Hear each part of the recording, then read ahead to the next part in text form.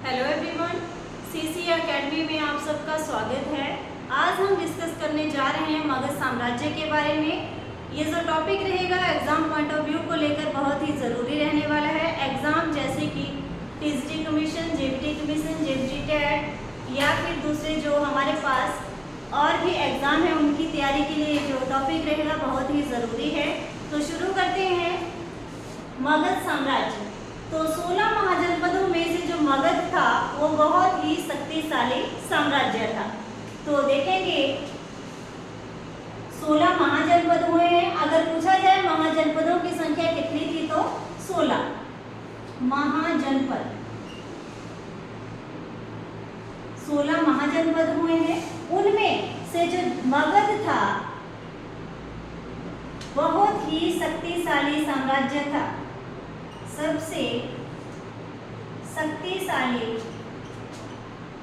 साम्राज्य था।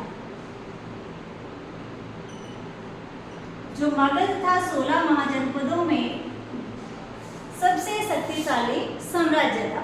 तो मगध के शक्तिशाली होने के क्या क्या कारण थे, तो इसके क्या क्या कारण हुए, मगध के शक्तिशाली होने के क्या क्या कारण रहे हैं। फर्स्ट है हमारे पास विस्तृत उपजाऊ मैदान।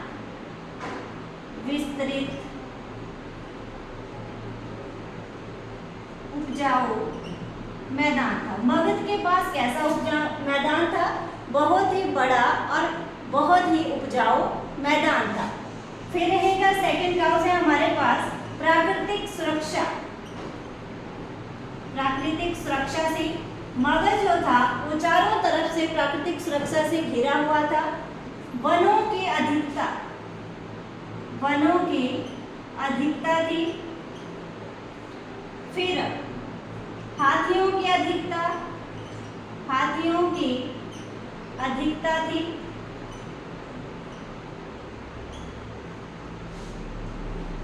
धान की फसल की रुपाई, धान की रुपाई की पद्धति का विकास, धान की रुपाई की पद्धति का विकास, ये भी कहाँ से होना शुरू हुआ था, मगध साम्राज्य से ही होना शुरू किया था। विस्तृत होने के कारण फर्स्ट है विस्तृत उपजाऊ मैदान था, फिर प्राकृतिक सुरक्षा, वनों की अधिकता, हाथियों की उपलब्धता और धान की रुपाई की फसल की पद्धति का जो विकास हुआ है वो भी कहाँ से हुआ है, मगध साम्राज्य से ही देखने को मिला था। फिर हमारे पास आता है कि कृषि में जो मगध के निवासी थे वो कृषि में जो औजार यूज करते थे, लोहे का आविष्कार उस समय हो चुका था, तो लोहे का आविष्कार करते थे। कृषि करने के लिए लोहे का उपयोग भी करते थे। ये जो हमें जानकारी मिलती है कि मगध बहुत ही शक्तिशाली था, ये कहाँ से हमें जानकारी मिलती है, तो ये मिलती है महाभारत से। महाभारत से हमें किसकी जानकारी मिलती है कि मगध जो था बहुत ही शक्तिशाली हुआ है। अब मगध पर टोटल कितने राजवंशों ने शासन किया है, 7 राजवंशों में। तो हम देखेंगे ट्रिक के माध्यम से मगध पर शासन करने वाले 7 राजवंश, 7 राजवंश। अगर क्वेश्चन एग्जाम में पूछा जाए मगध पर कितने राजवंशों ने शासन किया था, तो टोटल 7 कौन कौन से वो थे वो, तो जिसकी ट्रिक है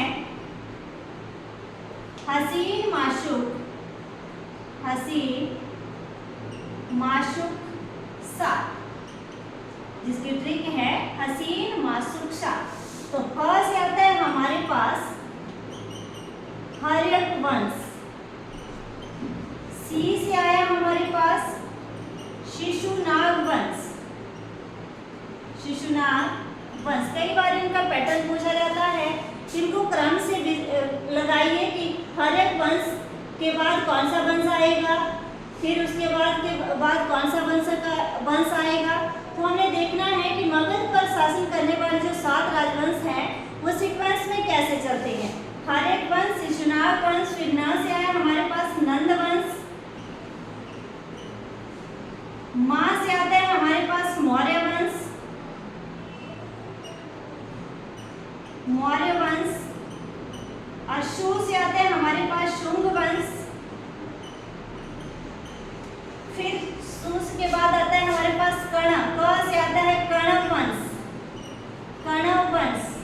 लास्ट बचता है 7, तो 7 से आता है सातवाहन वंश।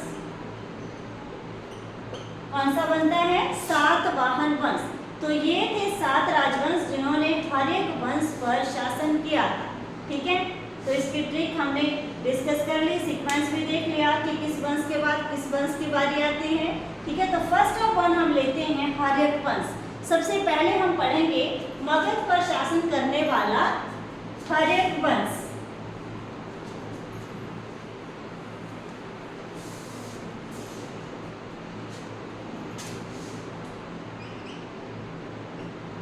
हर्यक वंश। अब सबसे पहले बात आती है कि हर्यक वंश के संस्थापक कौन थे। तो हर्यक वंश के संस्थापक किसे माना गया है? तो इसे माना गया है, इसका पहले शासनकाल लिख लेंगे 544 ईसा पूर्व टू 412 ईसा पूर्व। और फर्स्ट संस्थापक कौन हुए हैं हर्यक वंश के? जिसका नाम है बिंबिसार। बिंबिसार ये थे हर्यक वंश के संस्थापक। पूछा जाता है क्वेश्चन, हर एग्जाम में कई बार पूछा जाता है, कॉमनली क्वेश्चन होता है कि हर्यक वंश के संस्थापक कौन थे? तो बिंबिसार थे। अब राजधानी की बात आती है कि इन्होंने राजधानी किसे बनाया था। तो इन्होंने राजधानी बनाया था, फर्स्ट इसकी राजधानी थी गिरिव्रज, और दूसरी राजधानी इसने बनाई है, सेकंड राजधानी इसने बनाई है राजगिरी। फर्स्ट राजधानी गिरिव्रज और सेकंड बनी है राजगिरी। मगध की राजधानी, 2 राजधानियां बनी हैं, एक गिरिव्रज है, दूसरी है राजगिरी। अब इसने क्या किया था? अपने साम्राज्य का विस्तार करने के लिए, अत्यधिक विस्तार करने के लिए इसने क्या सोचा? एक इसने प्लान बनाई थी। क्या बनाई थी? कि मैंने अपने साम्राज्य का अत्यधिक अगर विस्तार करना है तो मुझे अत्यधिक शादियां करनी होगी, क्योंकि उस समय दहेज में कुछ क्षेत्र दिया जाता था, एरिया दिया जाता था। ठीक है, तो इसने 3 शादियां की हैं। तो फर्स्ट शादी देखेंगे, इसका प्रथम विवाह किसके साथ हुआ है?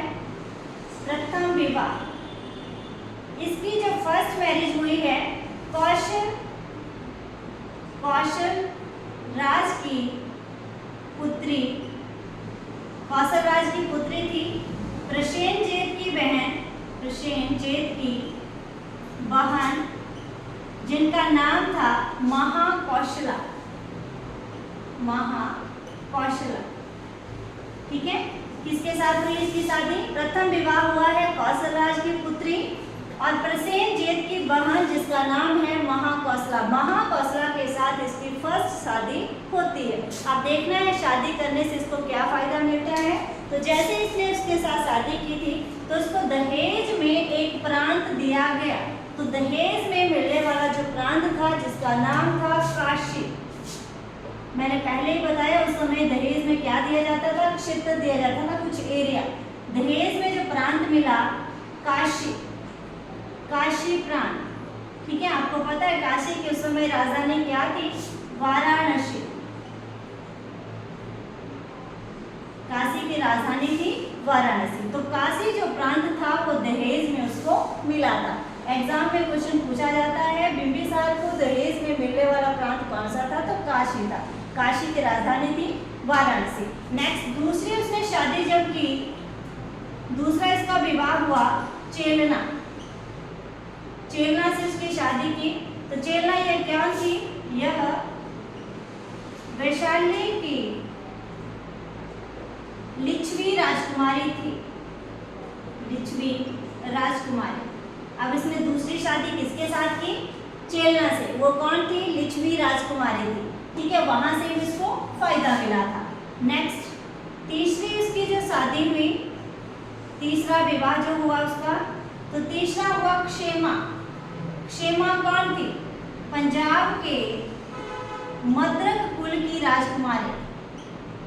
मद्रक कुल की राजकुमारी क्षेमा जो थी पंजाब के मद्रक कुल की राजकुमारी थी। ठीक है, दूसरी शादी से वैशाली से भी उसको कुछ प्रांत प्राप्त हुआ और मद्रक कुल पंजाब से भी उसको कुछ प्रांत प्राप्त हुआ। तो उसके क्षेत्र का जो विस्तार था वो अत्यधिक बढ़ता चला गया। ओके, नेक्स्ट देखना है, जब इसने तीसरी अपना जो शादी कर ली, उसका क्षेत्र बहुत ही बड़ा हो चुका था, अत्यधिक विस्तार हो चुका था क्षेत्र का, तो उसके क्षेत्र में उसने क्या किया, अपना उसका एक बेटा हो चुका था जिसका नाम था अजातशत्रु। तो अजातशत्रु को उसने क्या किया, सेनापति नियुक्त कर दिया था। तीसरी शादी के बाद उसने जो सेनापति बनाया वो अपने बेटे को बना दिया जिसका नाम था अजातशत्रु। अजातशत्रु को उसने अपना सेनापति बना दिया, ठीक है। और उस समय जब अजातशत्रु को सेनापति बनाया, उस समय जो अवंती का राजा था जिसका नाम था प्रद्योत, उसे पांडुरोग हो चुका था। अवंती के राजा जिसका नाम है प्रद्योत, उसको क्या रोग हो गया, पांडु रोग। उस समय इस रोग को जाना जाता था कि लाइलाज बीमारी है, उसे बहुत ज़्यादा बड़ा एक रोग हो गया। उसने क्या किया, सभी तरफ चारों दिशाओं में ये बात फैला दी कि जो मुझे इस रोग से मुक्ति दिलाएगा मैं उसे मुंह मांगा या तो संपत्ति दूंगा या फिर क्षेत्र दूंगा। तो हमारे पास बिंबिसार एक राजा है, वो लालच में आके क्या करते हैं, अपने पुरोहित राजवैद्य को, राजवैद्य पुरोहित नहीं सॉरी राजवैद्य जिसका नाम है जीवक, जीवक को कहाँ भेज देता है, इसको प्रद्योत के पास भेज देता है, ठीक है। और प्रद्योत का इलाज करने के लिए उसको भेज देता है, और बाई चांस जो जीवक है वो उसको ठीक कर देता है, ठीक है। इस रोग से उसको प्रद्योत को मुक्ति मिल जाती है और वहां से भी उसको क्षेत्र, जो कुछ क्षेत्र था वो भी उसको मिल जाता है। अब तो उसके साम्राज्य का बहुत ज्यादा विस्तार हो चुका था, ठीक है। कई बार एग्जाम में पूछा जाता है बिंबिसार के राजवैद्य का क्या नाम था, तो जीवक उसका नाम था। अब देखना है, अजातशत्रु देखता है कि मेरा पिता क्या कर रहा है, साम्राज्य को अत्यधिक जीत रहा है लेकिन मुझे जो है साम्राज्य नहीं दे रहा है। तो उसने क्या किया, अपने पिता की साम्राज्य के लिए हत्या कर दी। तो फर्स्ट पितृहंता वंश, फर्स्ट पितृहंता वंश किसे कहा गया है, हर्यक वंश को, हर्यक वंश को कहा गया है फर्स्ट पितृहंता वंश। अगर किसकी बात करें कि फर्स्ट पितृहंता कौन था, तो फर्स्ट पितृहंता था अजातशत्रु। अजातशत्रु को कहा गया है फर्स्ट पितृहंता।